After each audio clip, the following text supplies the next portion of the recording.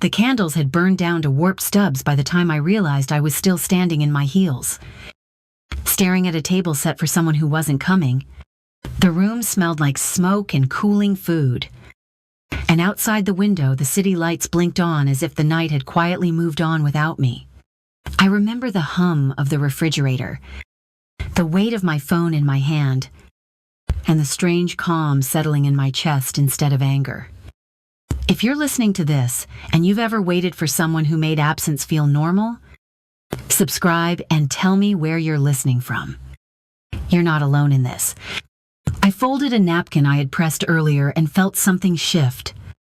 Not loudly, not dramatically. Just enough to know that whatever I thought my life was, it wasn't that anymore. I went to bed fully dressed, stared at the ceiling in the dark, and understood I had crossed a line I could never step back over. That was the moment everything started to unravel. I was standing alone in our apartment when the last candle finally burned itself out. The table was set, the food untouched, and the silence felt heavier than any argument ever had. That night was supposed to matter. It was our anniversary and his birthday. Folded into one careful evening, I had planned around hope. My name is Emily Carter. I am in my mid-30s, living in a quiet neighborhood outside Aurora, Colorado. From the outside, my life looked steady. A marriage that had lasted years. A clean home. A routine that worked. But that night stripped the illusion down to its bones. I had changed into the dress he once said he liked. I had checked my phone so many times it felt warm in my hand. By the time the candles melted into waxy puddles, the room smelled faintly of smoke and disappointment. No footsteps. No message. Just the low hum of the refrigerator and my own breathing. I didn't feel angry. I didn't even feel surprised. What I felt was a quiet shift. Like something inside me finally settling into place. I stood there holding a napkin I had folded earlier, realizing how long I had been preparing for someone who wasn't coming. I went to bed alone, still dressed, staring at the ceiling in the dark, somewhere between the ticking clock and the empty space beside me. I understood one thing clearly. This wasn't just a late night. Something had already ended inside me quietly. I need to rewind a little. Because from the outside, our marriage looked like something people admired. Daniel was confident, well-dressed, the kind of man who spoke easily in rooms full of strangers. At gatherings, coworkers and friends would smile at me and say how lucky I was, how steady we seemed together. I believed them because I wanted to. What no one saw was how quiet our life had become behind closed doors. Daniel was rarely home before late evening. When he was, his attention stayed on his phone or the day he had already moved past. Dinners turned into leftovers for one. Conversations shrank into updates about schedules and responsibilities. I told myself this was what adulthood looked like. That love matured into efficiency. I worked full-time too. I paid my share, kept the apartment running, adjusted my hours to his needs. Each compromise felt small enough to justify. I stopped asking how his day really was because the answer never changed. I stopped sharing my disappointments because they felt inconvenient, without realizing it. I learned to be grateful for presents that came in fragments. There were moments when the loneliness pressed in, when I noticed how often I waited. I softened those thoughts quickly. I reminded myself that stability mattered more than closeness, that patience was a virtue. It never occurred to me that patience could become self-erasure. By the time that anniversary arrived, I had already trained myself to expect very little. I just did not know yet how much that expectation would cost me. I had mistaken endurance for love, and silence for peace, never questioning why I was always the one adapting, always smoothing edges, always telling myself that wanting more was unreasonable and selfish in ways I barely noticed before. I watched the clock move in slow, deliberate minutes that night. 7 p.m. passed, then 8, then 9. Each one stretching longer than the last. I lit the candles anyway. Even though the room was already quiet, I reheated the food once, then again. More out of habit than hope. My phone stayed face up on the table. Close enough to feel like company. Every small sound made me look up. The elevator down the hall. A car door outside. Nothing followed. I told myself he was running late. That work had pulled him in unexpectedly. That patience was part of love. I had practiced those thoughts for years. When the email finally arrived, it was brief and impersonal. The kind of message you send to cancel a meeting. There was no apology. No recognition of the date. No sense that anyone was waiting. Reading it felt less like being lied to and more like being erased. By then the candles had burned low, wax pooling at their bases. I folded the napkin I had set out earlier and held it in my hands, noticing how quiet my own reaction was. I did not cry. I did not argue with myself. Something simply settled. It was not about him being late. It was about not being seen at all anymore. The next morning, I moved through my routine as if nothing had happened. I showered, dressed, poured coffee, and went to work on autopilot. I told myself he was overwhelmed. That explanation had become a reflex. Still, there was a tightness in my chest that did not ease as the hours passed. By midday, I realized I had not heard from him at all. No message. No missed call. During my lunch break, I stepped into an empty hallway and did something I had never done before. I called his office. Even as the phone rang, I felt a strange resistance. Like I was crossing a line I had trained myself not to approach. There was a pause on the other end after I said his name, just long enough to feel wrong. Then the truth arrived quietly. He no longer worked there. He had resigned days earlier.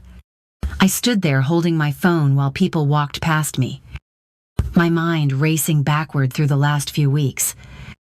The late nights, the vague answers, the way he avoided my eyes. Everything rearranged itself into a picture that was suddenly sharp and unforgiving. The anniversary, the email, the silence. None of it had anything to do with work. There was no emergency. There was only distance. Planned and deliberate. I thanked the person on the line without knowing why and ended the call.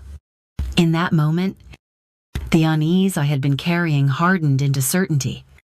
Whatever was waiting for me at home was not a conversation. It was an ending. And for the first time in years, I did not try to soften that truth. I unlocked the apartment door just after 6 in the evening, and the silence inside felt different immediately. Heavier. My eyes went to the shoe rack without thinking. The second row was empty. Daniel's brown leather shoes, the ones he wore to work every day, were gone. My chest tightened, but I kept walking. Each step toward the bedroom felt deliberate, slow, like my body already understood what my mind was still catching up to. The door was half open. Inside, a suitcase lay flat on the floor, open and neatly arranged. Clothes were stacked with care. Shirts I recognized, a suit I had never seen. New shoes with the tags still attached sat by the dresser. Daniel stood there calmly, folding fabric with the same focus he used for everything else. There was no rush in his movements, no sign of hesitation. On the bed, between us, lay a thin folder. I did not need to open it to know what it was. As I stood there, everything he had avoided saying over the years seemed to arrive all at once. Not as words, but as weight. I understood, without him needing to explain, that this decision had already been made, that my role now was simply to absorb it. Blame followed quietly, not shouted, not dramatic, but implied. I felt it settle on me like dust. I worked too much. I did not try hard enough. I should have known what he needed without being told. I watched those thoughts pass through me and realized how familiar they felt, how long I had been carrying them. When he lifted the suitcase and walked past me, the door closing behind him sounded softer than I expected. Final, but not loud. Only then did my legs give out. I sank to the floor, the papers loose in my hands, the room suddenly too big. As I sat there, something became clear. This was not a fight. There was nothing left to argue about. My marriage had ended long before this evening. I had just been the last person allowed to see it. 2 days later, my phone rang in the middle of the afternoon. It was the property management office. The woman spoke politely, the way people do when they believe they are delivering routine information. As I listened, my stomach dropped. Daniel had submitted notice to terminate the lease. He had informed them that he no longer lived there and that I would be vacating before the contract ended. I asked her to repeat it, not because I hadn't heard, but because I needed time to absorb how easily stability had been erased. There had been no conversation, no warning, just paperwork sent ahead of his exit. That evening, I walked through the apartment slowly. I opened drawers. I checked cabinets. Receipts told a quiet truth. The sofa, the table, the appliances were under my name. He had taken only his clothes and devices. Everything else, including the responsibility, had been left behind. Standing on the balcony where I once strung lights for celebrations, something shifted. This was not the behavior of a man in pain. It was the behavior of someone avoiding accountability. Someone choosing convenience over honesty. The anger I expected never fully arrived. In its place was clarity. I gathered the divorce papers and placed them on the table. Not as a threat, but as reality. I knew. I left the divorce papers on the dining table. I passed them every morning before work and every night before bed. I did not hide them, and I did not open them either. For 3 days they sat there, quiet and undeniable. People assumed I hesitated because I hoped he would come back. The truth was different. I needed to understand how I had arrived at this place without noticing the moment I disappeared from my own life. Signing too quickly would have turned the ending into another task completed on autopilot. I replayed the years slowly. The small compromises that felt reasonable at the time. The way I stopped asking for reassurance because it sounded needy. The nights I convinced myself that loneliness was simply adulthood maturing. I realized I had been managing the marriage the way I managed problems at work. Efficiently, privately, and alone. There was no dramatic betrayal scene to process. No shouting or slammed doors. Just a steady pattern of neglect that I kept excusing because it was easier than admitting how alone I felt inside a shared space. By the third evening, something settled. The pause was not hope. It was awareness. I was finally looking directly at what had been happening for years. When I closed the folder, I did it calmly. Not yet. I said to myself, not because I was unsure, but because choosing myself deserved one clear, deliberate moment. That quiet readiness felt new, steady, and earned, like standing upright after years of slowly bending without noticing the damage inside. I almost stayed home that night, The invitation had been sitting on my counter for weeks, bought back when I assumed I would not be going alone. At the last minute, I changed clothes, pulled my hair back, and went anyway. More out of stubbornness than courage. The room was loud and familiar, faces softened by time. I hovered near the edge until I recognized Mark Ellis, someone I had known years earlier. Talking to him felt easy. There was no explaining, no defending, no sense that I needed to perform a version of myself that fit anyone else's expectations. When he learned I was divorcing, he accepted it without curiosity or judgment, and the conversation moved on naturally. I noticed how relaxed my shoulders felt, how my laughter came without effort. For the first time in a long while, I was not being measured against a role. Later, driving home alone, I rolled the windows down and let the cool air fill the car. An old song came on the radio, one I used to play quietly while cleaning the apartment late at night. This time, it felt different, lighter. As I parked and sat for a moment in the dark, I realized my life was no longer revolving around someone who was never really there. It was a small thought, but it opened a quiet space inside me where possibility finally had room to breathe freely now. 1 week after the divorce was finalized, my phone vibrated late in the evening. The message contained proof before it contained context. An image that confirmed what I had not been expecting, but somehow wasn't surprised by either. Daniel was married again. The paperwork was fresh. The timing was not accidental. As more details followed, the shape of the truth became clear.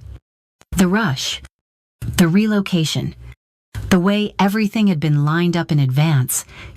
This was not about love finding him suddenly.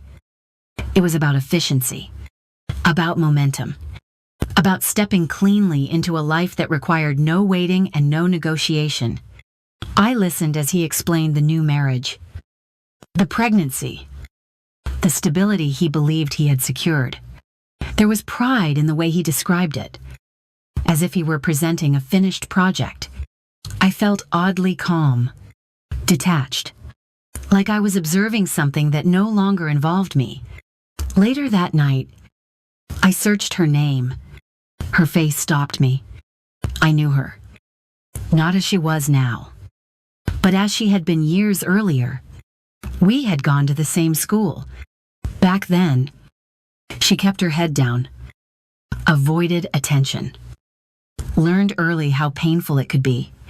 The woman in the photos looked polished and distant, but her eyes were the same. That recognition shifted something. I understood what had drawn them together. Not connection, but reinvention. Two people who believed they needed to erase who they were in order to be acceptable. I felt no jealousy, no grief, only clarity. He hadn't chosen a future. He had chosen an image. And I was finally far enough away to see it without flinching. The call came late, close to 10 in the evening. I almost didn't answer. Something told me this would be the last time our lives touched. Daniel told me the baby had been born. A daughter. His voice sounded thinner than I remembered, stripped of the certainty he used to wear so easily. As he spoke, I understood before he said it outright. The child didn't fit the image he and his new wife had built. She didn't reflect the version of themselves they wanted to leave behind. He talked about confusion, about fear, about not knowing what to do. I listened quietly. What I heard wasn't panic about becoming a father. It was panic about being seen, about facing a truth that couldn't be edited or polished away. In that moment, everything connected. The man who erased his past, the woman who remade herself to survive, the child who arrived carrying features they had both tried to escape. Shame doesn't disappear when you change your life. It just waits. I told him, calmly, that loving a child means accepting what you see, not what you hoped to replace. That responsibility isn't optional. It's the role you don't get to abandon when the reflection feels uncomfortable. There was silence on the line.